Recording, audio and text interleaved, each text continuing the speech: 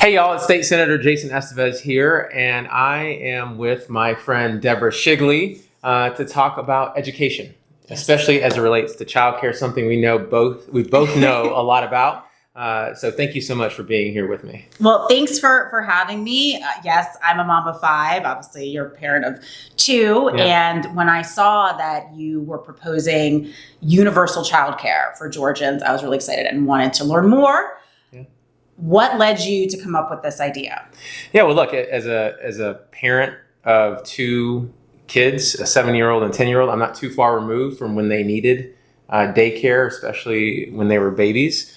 And I saw how much of a struggle it was for my wife and I to pay for daycare. And that was 5-6 years ago. Mm-hmm. And seeing back then how expensive it was, and what I've seen since then is that everything has gotten more expensive. Absolutely. And in my 2 restaurants, I have seen people call in, and the number one reason they call in is because they don't have childcare. And when you talk to them about childcare, they talk about the fact that they can't afford to send their kid to a daycare center, like I was able and fortunate enough to do. So they rely on their parents, or they rely on their cousins or other family members to watch their kids. And I noticed that with folks in my restaurant, and then as I have been on the campaign trail, I have met Georgian after Georgian who has told me that the cost of childcare is prohibitively expensive to the point where they can't really work. They can't afford to go to work. So this plan is centered around the fact that hardworking people should be able to afford to go to work. And if you're a parent of a baby, you shouldn't have to choose between working to put food on your table and taking care of your kid. You can absolutely do both. And we have the resources to do it here in Georgia. Totally. And I was thinking about how, we do have Georgia pre-K, right? Yes. And as a parent of 5, I was counting the minutes until, as my kids became eligible for the free program, because childcare is such a huge expense at any level. And I've always thought, why can't we expand this? Yeah. Why can't we get a 3s class? Why can't we get universal pre-K coverage? What have been the roadblocks to this point? Yeah. Well, the answer to that question comes down to money. Okay. It comes down to prioritizing our children, prioritizing working families. And here's what I want to make sure that people understand is that when Georgia Pre-K was first created, it was we were leading the country when it came to early education for 4-year-olds. We started the Georgia Lottery that helped pay for Georgia Pre-K, and Georgia was the beacon of early childhood education. Mm-hmm. But then we stopped. We didn't do anything else. And today, that program is limited.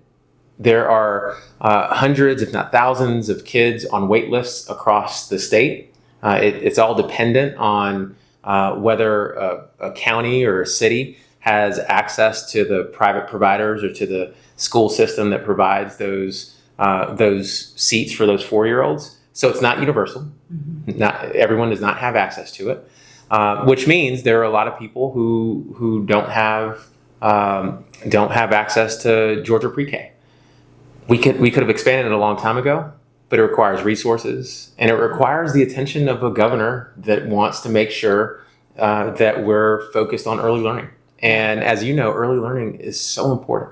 It helps to give our children the building blocks that they need, helps to make sure that they're ready to read once they get into kindergarten. They have those basics so that they can then start to learn how to read. But it also helps parents be able to go to work, just like you said, counting down the days until they turn 4 so that you can get the free pre-K and you can go to work and not have to worry about your kid being in a safe place. Yeah. The thought behind universal childcare is that my plan calls for expanding Georgia pre-K to include all 4-year-olds, no matter where you live in the state, making sure that you have access to Georgia pre-K, and then extending it to 3-year-olds. And we would do that by the end of my first term as governor. And then by the year 2035, we would expand that to include all children under the age of 5, making sure that for many Georgians, childcare would be free, but for all Georgians, it would be affordable. That's great. Well, I think not only is that helping with childcare for families, but it is an investment in our future generation here. Yeah. I mean, that I would imagine the ROI on the early education. Yes. I mean, how does that impact our state so far down the road? Well, we've already seen how it's impacted our state, where we are living in a situation where 70% of our kids are not reading on grade level by the time they reach fourth grade. 70% not reading on grade level by fourth grade. That's a problem. It's a problem for those individual kids and making sure that they have the opportunities that they deserve, that they stay in school because they know how to read and they're excelling. But it's also from an economic standpoint, from a societal standpoint, if you're not reading on grade level, you have a tougher time graduating from high school, getting a good paying job, and you're much more likely to end up in our criminal justice system. And in fact, the criminal justice system, folks who are in the criminal justice system will tell you that prison makers, builders, whatever you want to call them, look at third grade reading levels in various states, various areas, to determine how big their prisons should be. Wow. That's disturbing. It's very disturbing. Yeah. And it's been happening for a long time. That's what they've looked at, because they see that if you're able to read, you're much more likely to succeed. And if you can't, then your options are more limited. Having early learning means that we're investing early on to make sure that our children are able to read, that they have the building blocks that they need. And with so many folks across this state struggling with the higher cost of living, they have to be working. And they don't necessarily have the time to read to their babies. They don't necessarily have the time to make sure that their kids are receiving the care that they need through a family member or even at a daycare. So by expanding universal childcare, we're not only providing those parents with a safe place for their children to be while they go to work, we're providing them with a space where their children can go and acquire those early skills that they need, so that by the time they reach elementary school, they're on grade level and they could learn how to read much easier. And here's the thing for the teachers out there. Teachers will tell you that they frequently have to start from behind, because by the time kids reach kindergarten, those kids are already behind. They haven't heard the number of words that they need to have heard. They haven't started listening to books being read to them. So because they're behind, our teachers have to play catch up from the start. This helps teachers do what they're supposed to be doing, which is helping kids grow on grade level. So it's a win-win all the way around. But at the end of the day, it takes investment. Right. And it takes a leader that is focused on our kids, on making sure that we have a strong education system. And we just haven't had that, especially in the last 8 years with Brian Kemp. He just has not focused on public education like governors prior to him. Yeah, it's interesting. We're hearing a lot right now about the surplus, this $16 billion-ish. All of our taxpayer dollars that he's just holding on to. Right. And, there's a lot of funding cuts. I just had a conversation with some parents yesterday because we're facing, in Fulton County, for example, we're facing an additional $95 million annually because of various exemptions that have gone through voucher programs, et cetera. Yeah.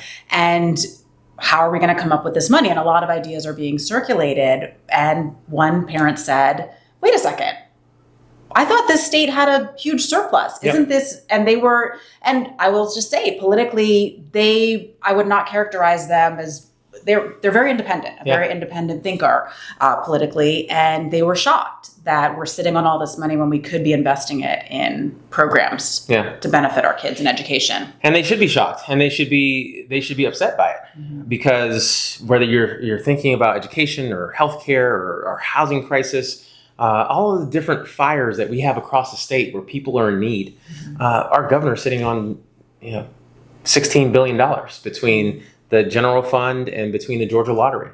And my plan is to make sure that we're using those dollars to invest in our families. And if we're not using it, then give it back to taxpayers. Why is the state of Georgia holding on to money that it needs beyond emergency, right? You want to have some emergency funding like we do in our personal lives. But at the same time, if you have up and above that number, why are you holding on to it so that you can claim that you're conservative? I'm a conservative budgeter. I'm sure you're a conservative budgeter. But if the kids need braces, if the kids need to go to the doctor, if the roof is leaking and you need that roof patched, you're going to use your dollars to get it done. And in Georgia, we have a lot of issues that have been unaddressed, and education is a big part of that. The good news is that Georgia Lottery right now has the money, has the resources to expand pre-K for 4 and 3-year-olds. Wow. There's no reason for us to wait. Georgia Lottery has $2 billion in reserves above and beyond what is needed to pay out anyone who's watching playing lotto. You'll be fine. You'll be fine if you win. But above and beyond what's needed to pay out Georgia Lottery and to administer the program, we have $2 billion just sitting in a bank account that could be used for our kids, can be used for to expand universal child care. It can be used for needs-based scholarships to add into hope. So there's a lot that we can be doing if we just have the leadership that is prioritizing our families. Yeah. And well, you're a former teacher. Where would you like to see us in terms of teacher pay and making sure that our teachers are getting the resources they need to do their best work? Yeah. So teacher pay is an issue that that has not gone away, especially with the rise in the cost of living in the state. Our teachers are struggling, especially those early education teachers, those educators who are in daycare centers or in Georgia pre-K. What a lot of people don't know is that those K through 12 teachers that we often hear about, they get paid by the school system with a combination of state and local funding. Those pre-K and those early learning teachers, those folks who work at the daycare, don't. Wow. So they are oftentimes getting paid a lot less. Just to give you an example, I was in a child care center in Augusta, and a couple of the educators that work with infants were getting paid $23, $24 an hour. That is not enough to make sure that those educators could actually send their children to that same daycare in Augusta. Wow. So as we expand universal pre-K and universal child care in the state of Georgia, I want to make sure that we invest in educators. So a lot of those resources are going to be poured into our workforce, making sure that we're paying these early educators fairly, that we are giving them the credentialing and the training that they need, that we're building a pipeline through our technical college system, through our university system, to make sure that we're getting a new crop of educators in our child care centers. And the great thing about the universal child care plan that I have is that we're going to use school systems, those public providers, but we're also going to use private child care providers, those small business owners that believe in their community, want to educate their community, and take care of those babies. And we're going to support them to make sure that we have as many seats across the state to meet the demand that our parents and our families have for childcare. Well, that's great. As a parent of 5, that's something that is very important to me. And as I think about ways we could improve options for all children in this state, I feel like education, it's central to my story as someone who, didn't come from a wealthy background. Public education was the path to a better life. And I was taught that from my parents, as I imagine similar to you as well. Without a doubt. And I think, providing that to more students across the state is just essential. Yeah. It's essential. Where do you think we could be if we did make the appropriate investments in early education and in the K through 12 system in our state? Well, look, if we make the investments in education that I want to make as governor, starting with universal child care, making sure that we're fully funding K through 12 education, and then investing in our young adults, investing in apprenticeship programs, a free technical college system, making sure that we have a needs-based scholarship for those who are going to college and can't afford tuition with Hope alone.